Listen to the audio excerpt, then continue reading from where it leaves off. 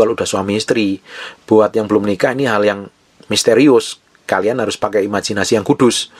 Bagi yang suami istri diomongin baik-baik supaya tidak ada namanya perzinahan dalam pernikahan atau perselingkuhan di dalam pernikahan. Nah, seringkali perzinahan ini dimulainya karena hubungan suami istri yang tidak bagus. Harus pulih kembali.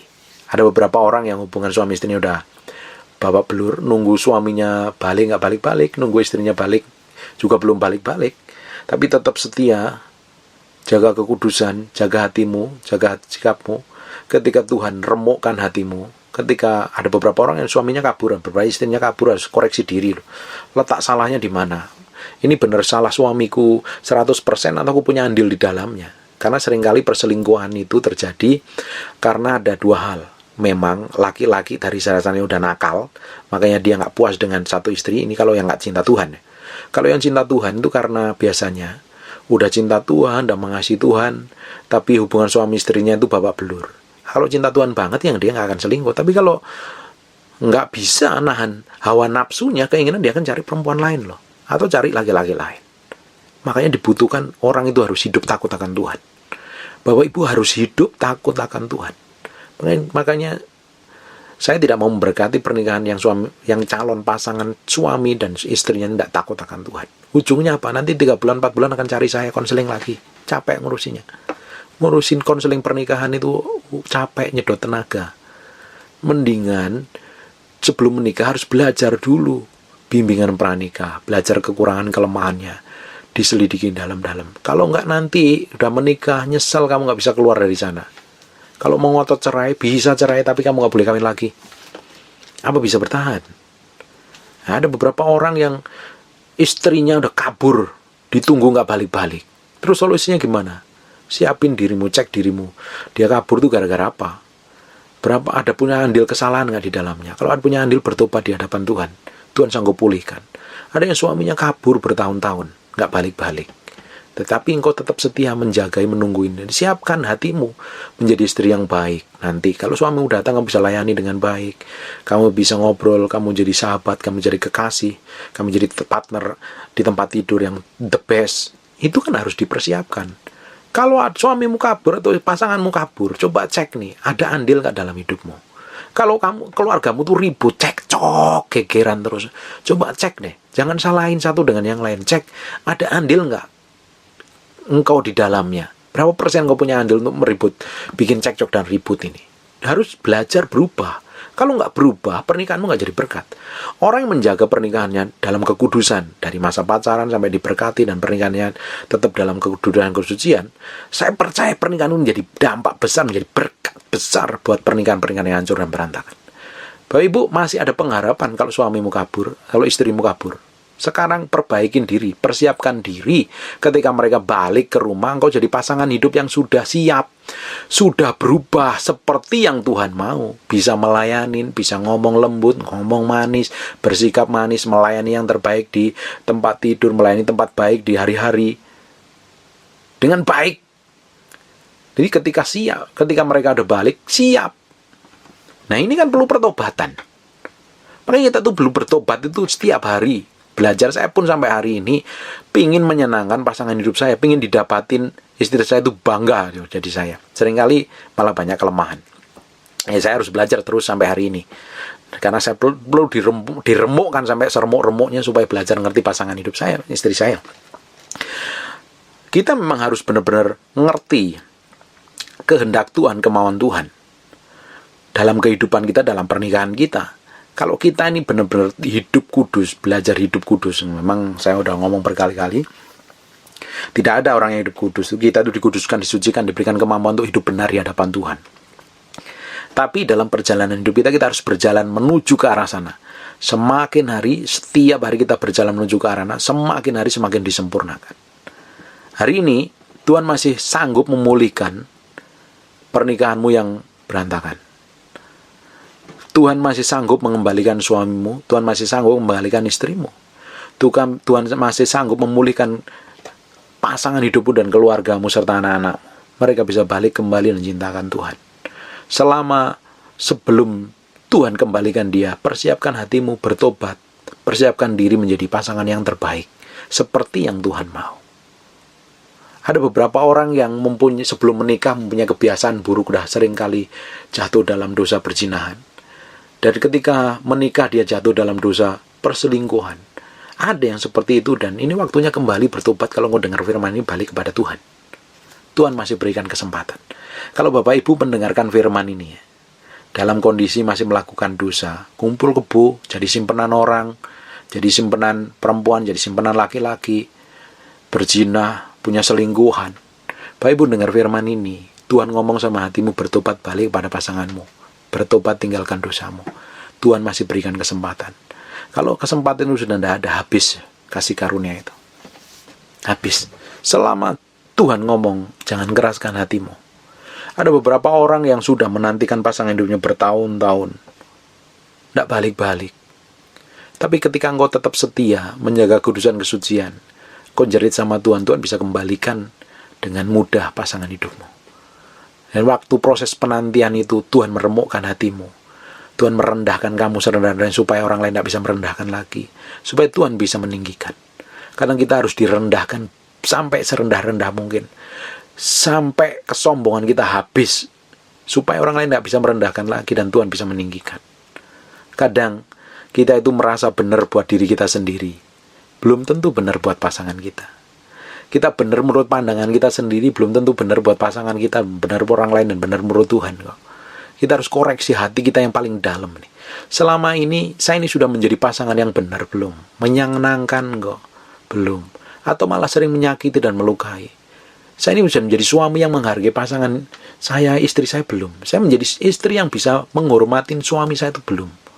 Coba dicek masing-masing. Suami kebutuhannya dihormatin, dihargai.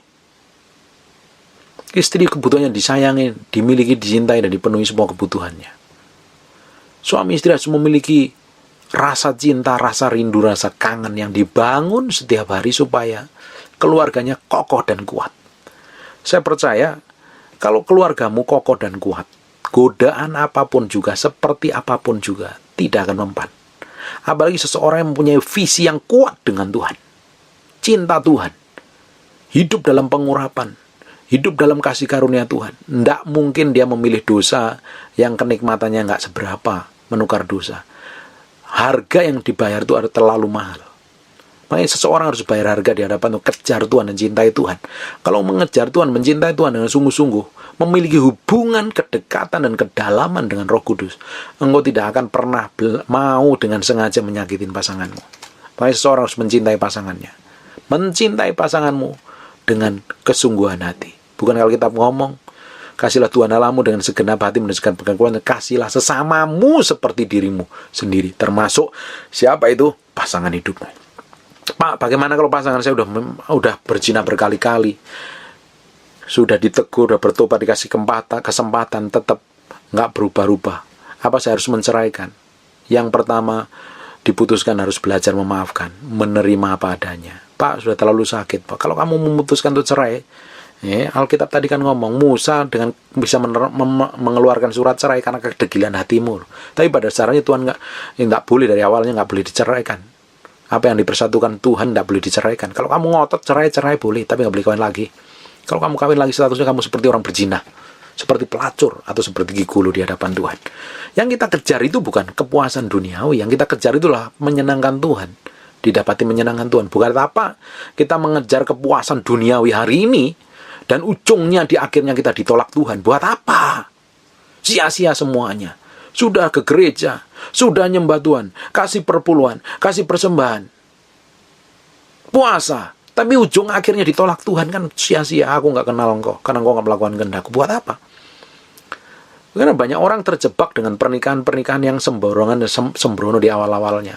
Apalagi kalau pernikahan itu udah diberkatin Tuhan, pernikahanmu itu udah terikat, tidak bisa diputuskan, tidak bisa dibatalkan kecuali maut. Tapi karena ngotot kedegilan kamu batalkan sendiri, ujungnya kamu akan terima konsekuensi sendiri kok. Dulu pernah ada orang tanya, Pak, kan dia udah nikah, tidak bahagia, terus dia lagi sama pasangan yang sekarang tidak bahagia. Itu menurut Bapak gimana ya? Cek aja, cocokin sama firman. Cocok apa tidak? Terus banyak orang ninggalin istrinya pertama, terus cari istri yang lain yang lebih muda. Ini gimana menurut Bapak? Cocoknya sama firman. Makanya perlu belajar firman. Kalau kita mengerti firman sungguh-sungguh, firman yang kita ketahui akan memerdekakan kita. Tapi berapa banyak orang pakai firman untuk membenarkan keputusannya sendiri loh. Keputusanmu sendiri merasa benar pakai ayat-ayat tertentu, belum tentu benar di hadapan Tuhan. Ya, suatu hari kalau Tuhan terus tenang dan kita ditolak Tuhan, buat apa? Solusi terbaik adalah memaafkan, nggak ada solusi lain. Kalau pasanganmu udah melakukan kesalahan berkali-kali, Alkitab ngomong 77 kali 7, 490 itu hari yang sama, orang yang sama, kesalahan yang sama, harus melepaskan pengampunan. Sekali kau pilih pasanganmu, nggak bisa tinggalkan begitu saja. Nggak bisa ceraikan, nggak bisa abaikan. Sekali kau memilih pasangan untuk menikah dan diberkati, secara sah kamu punya covenant di hadapan Tuhan. Dan tidak bisa dibatalkan oleh apapun kecuali maut dan kematian. Kamu bisa batalkan sendiri dan kamu sendiri akan terima konsekuensimu di hadapan Tuhan. Jadi saya berdoa pernikahanmu sekali menikah, sekali untuk selama-lamanya. Kecuali maut memisahkan. Cerai mati baru boleh nikah lagi. Cerai hidup nggak boleh nikah lagi. Ini akan kontroversial. Saya sampaikan apa adanya. Ada beberapa orang nggak terima, terserah. Nggak usah dengerin saya yang ngomong. Dengerin pendeta lain yang ngomong lebih lunak. Saya nggak butuh follower. Saya nyampaikan kebenaran. Saya ini hamba Tuhan, yang gaji saya Tuhan. Saya sampaikan kebenaran apa adanya, sekalipun menyakitkan. Saya nggak cari follower. Saya ini hamba Tuhan, dipanggil Tuhan untuk menyampaikan kebenaran firman Tuhan. Orang nggak suka ya terserah. Simple kan? Kalau Bapak Ibu dengerin YouTube nggak suka saya kan, bisa aja, bisa matiin, pindah channel kan. Kalau Bapak Ibu datang ke gereja, bisa pindah gereja lain. Cari gereja yang ngomongnya lebih memuaskan keinginanmu. Tapi saya akan sampaikan kebenaran apa adanya sekalipun tidak enak. Ujungnya, hidup kita didapatin berkenan di hadapan Tuhan. Melepaskan pengampunan itu tidak gampang. Apalagi buat pasangan kita. Apalagi kalau kedapatan sudah berzina, sudah selingkuh. Itu tidak gampang. Tapi Tuhan ngomong, harus mengampuni. Sampai kapan? Sampai dia bertobat. Pak, udah saya kesempatan 1, 2, 3. Itu kan kesempatan kamu. 1, 2, 3. Tuhan ngomong, harus kita berikan pengampunan. Bayangin kalau Tuhan kasih kesempatan 1, 2, 3, kita nggak bertobat-tobat, mati kita. Tuhan aja memberikan pengampunan, apalagi kita nih, siapa kita? Mau coba-coba menjadi Tuhan buat pasangan hidup kita yang jatuh dalam dosa. Kita nggak mau ampuni dia, kita terlalu sakit hati, kita mau tinggalkan, kita mau ceraikan. Ya, kamu ingat dia masih sakit hati, bisa aja istrimu udah bertobat atau pasanganmu udah bertobat yang berzina itu, tapi kamu masih bersakit hati, kamu ditolak Tuhan suatu hari nanti. Bukankah orang yang membenci samanya adalah seorang pembunuh manusia? Barang siapa membenci samanya, dia tidak mendapat bagian dalam kerajaan Allah. Kita harus ngerti ini. Kita buka sebentar di Maleakhi pasal yang kedua ayat 13 dan 16 sampai 16. Dan inilah yang kedua yang kamu lakukan, kamu menutupi mezbah Tuhan dengan air mata dan nangis di hadapan Tuhan dengan air mata dengan tangisan dan rintihan, oleh karena ia tidak lagi berpaling kepada persembahan dan tidak berkenan menerimanya dari tanganmu. Tuhan tidak berkenan persembahanmu. Dan kamu bertanya, oleh karena apa? Jawabannya, oleh sebab Tuhan telah menjadi saksi antara engkau dan istri masa mudamu, dan kepadanya engkau tidak setia. Tinggalin pasangannya nggak setia. Padahal dialah teman sekutumu dan istri seperjanjianmu. Bukankah Allah yang asa menjadikan mereka daging dan roh?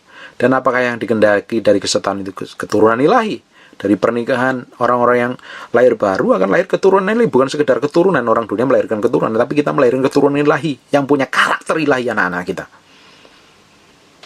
Jadi jagalah dirimu dan janganlah orang tidak setia terhadap istri dari masa mudanya. Harus setia, nggak gampang ini. Buat orang yang dulu masa lalunya sebelum nikah hidupnya tulus-tulus saja, nggak ada problem, nggak ada masalah. Tapi yang sebelum nikah sudah sering tidur dengan banyak wanita atau sudah sering tidur dengan banyak laki-laki. Ketika kamu menikah, itu pernikahanmu tidak akan berjalan mulus loh. Akan banyak mengalami ujian tes pemurnian loh. Sampai hatimu diremukkan mencintai Tuhan. Fokus kepada Tuhan, kamu matiin dagingmu. Dan godaan itu tidak akan muncul. Karena seringkali dosa masa lalu kita, setelah kita bertobat, memang diampuni dosanya. Tapi waktu kita mengalami kelemahan dosa-dosa itu, setan korek-korek kembali kok. Kalau kita nggak jagai, kita nggak lindungi, kita akan terjerat lagi pada dosa yang lama. Setan tahu persis kelemahan kita di mana. Makanya seringkali kelemahan itu menjadi pusat incaran setan. Pintu masuknya setan untuk menggagain kita. Tujuannya bukan kelemahan kita, tujuannya adalah kekuatan kita untuk dihabisinya.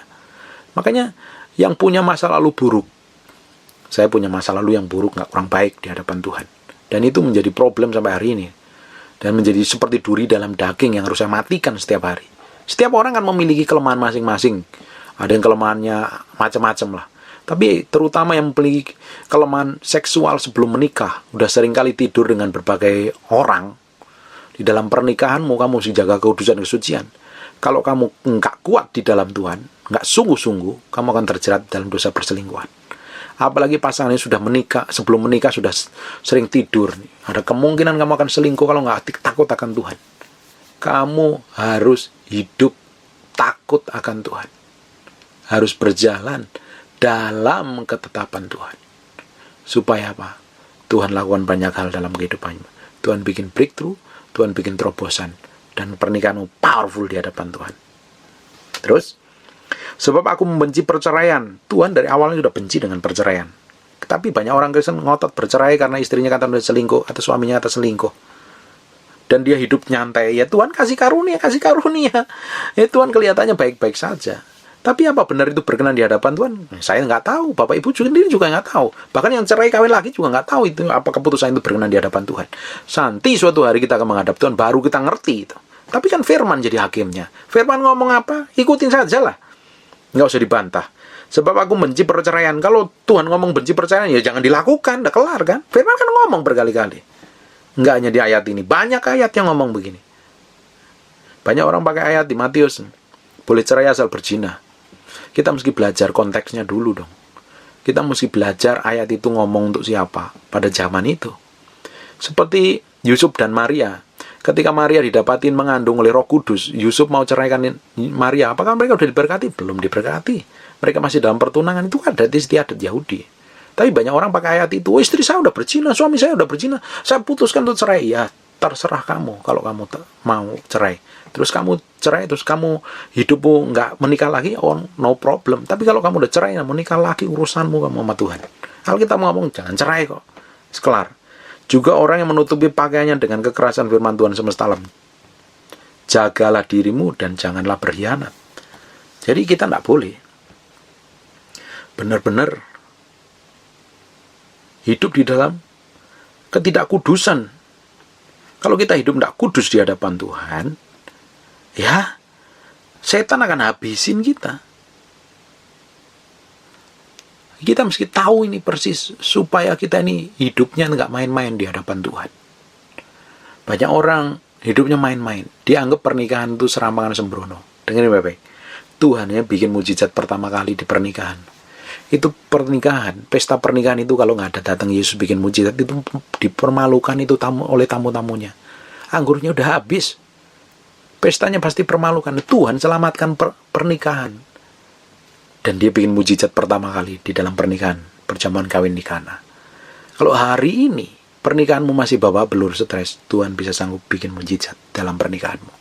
Balik kepada Tuhan, bertobat kepada Tuhan, cari Tuhan sungguh-sungguh, persiapkan hatimu menjadi pasangan yang hidup. Kalau suamimu kabur, istrimu kabur, mulai hari ini bertobat, koreksi diri, belajar jadi pasangan hidup yang seperti yang Tuhan mau. Kalau yang cerewet, kurangi cerewetnya. Kalau yang bawel, nuntut, kelakuannya egois, belajar melayani. Yang maunya menang sendiri, gak pintar ngelayani suami diranjang, belajar. Banyak buku-buku pendidikan seks, belajar. Itu perlu dipelajarin itu seperti ini. Supaya apa?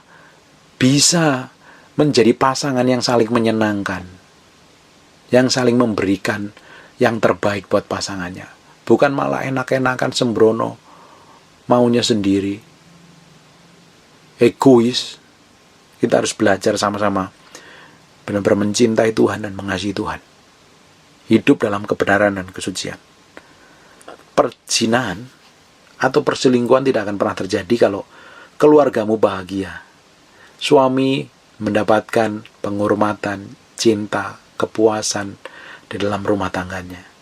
Istri mendapatkan cinta kasih sayang, dicukupin segala sesuatunya. Jadi suami yang tanggung jawab, dapatkan cinta lebih. Kalau di dalam rumah tangga itu penuh cinta yang meluap-luap, mengasihi yang meluap-luap, tidak akan pernah cari cinta di luar sana. Bapak Ibu, yang memuaskan kita sebenarnya Yesus Kristus Tuhan. Ketika kita undang Yesus masuk dalam pernikahan kita, dia akan jagain, dia akan proteksi, dia akan bimbing, dia akan lengkapi. Tuhan menjadi otoritas pertama dalam pernikahan. Baru suami, istri, baru anak-anak. Penting sekali. Jangan dibalik-balik. Kita harus ngerti ini.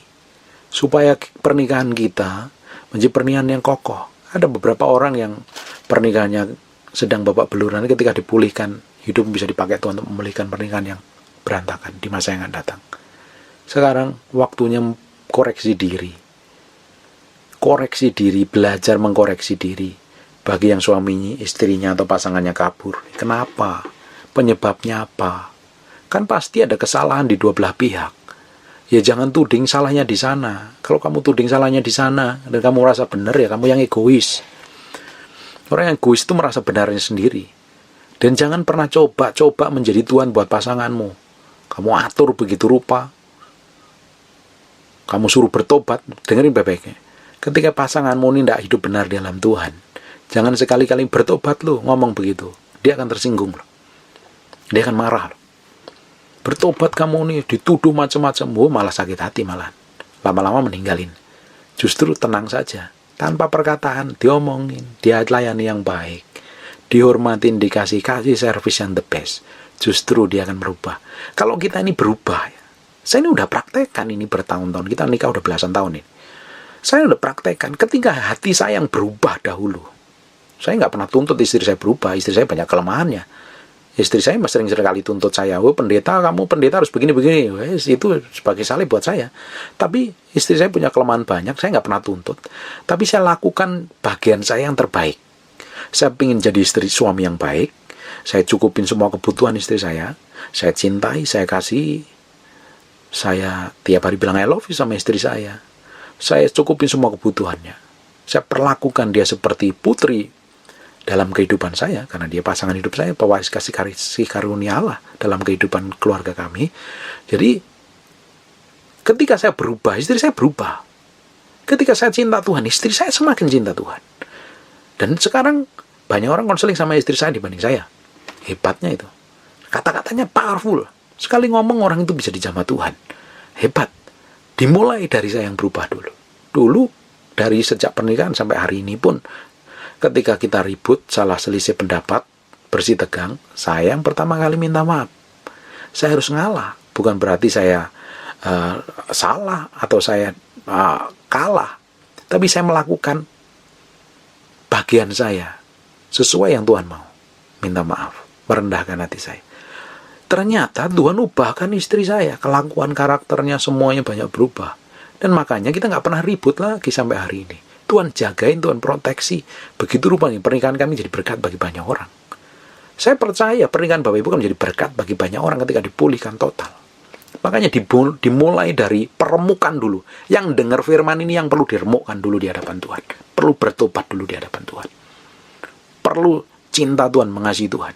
Jangan izinkan setan ambil kendali. Jangan izinkan setan ambil keuntungan dalam kelemahanmu, dalam kelemahan pernikahanmu. Bangun bareng-bareng bersama Tuhan. Ada orang yang menantikan pasangannya belum balik-balik. Cintai Tuhan lebih sungguh. Kasih Tuhan dan persiapkan dirimu menjadi pasangan yang terbaik. Berdoa, berubah, koreksi diri setiap hari. Cinta Tuhan, mengasihi Tuhan. Karena banyak pendeta, hubungan suami istrinya babak belur loh. Sibuk pelayanan. Dipikir pelayanan segala-galanya. Lupa hubungan suami istri.